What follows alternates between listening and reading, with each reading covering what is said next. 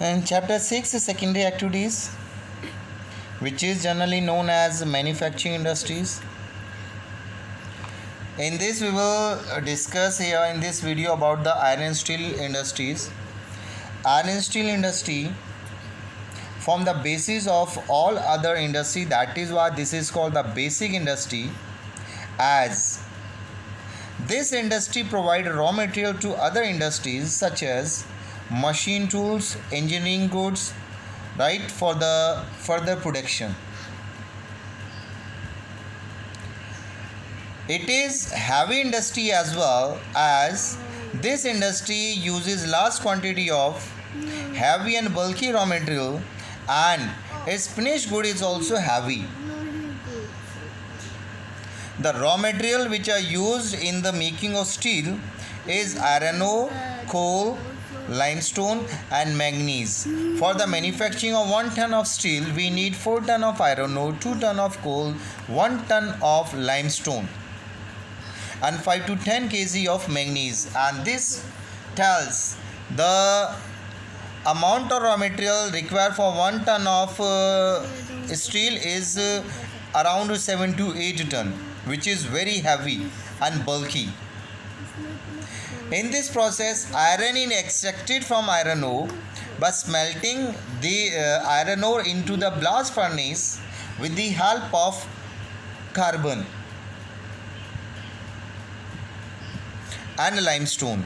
The molten iron is cooled and molded to form the pig iron, which is used for converting into steel by adding strengthening material like manganese. Manganese, though, is very little required for the steel manufacturing, but it is very important for providing a strength to the steel.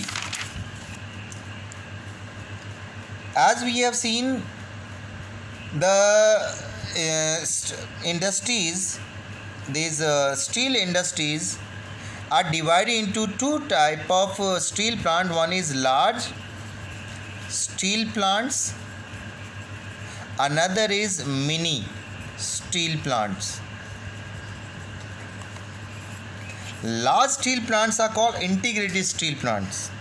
Mini steel plants are small plants. Large steel plants, for this location of large integrated steel plant, we need to depend on the following factor. Mostly the large integrated steel plants are traditionally located close to the sources of raw material, that is iron ore, coal, manganese and limestone, or at such place where these raw material iron ore, coal, limestone and manganese could be brought easily near the plant or to the port. But mini steel plants are located near the market. For the location of integrated steel plant, we need to depend on the following factors. One is source of raw material, where this iron ore, coal, limestone,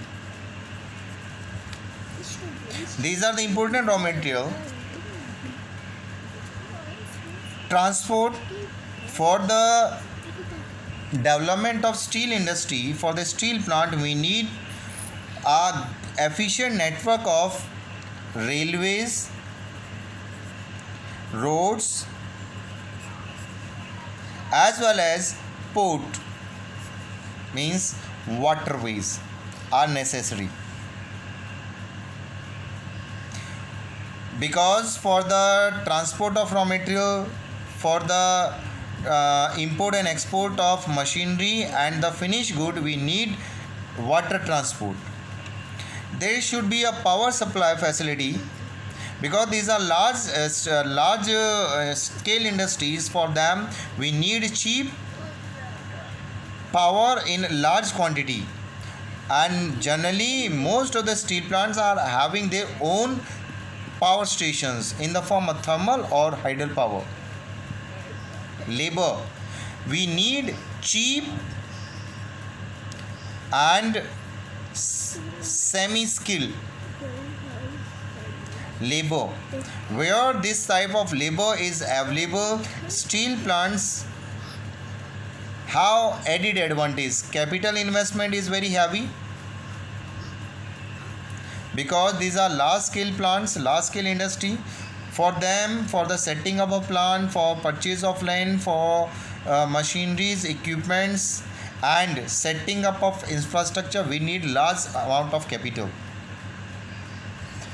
Next thing is availability of water is very necessary for the integrated steel plant, because for the processing of steel, after melting them in the blast furnace, we need large amount of water to cool down, and for other processes in steel manufacturing we need fresh water supply. And this is the reason almost steel industries are located at such a place where fresh water is available in the form of river or the lakes. Thank you.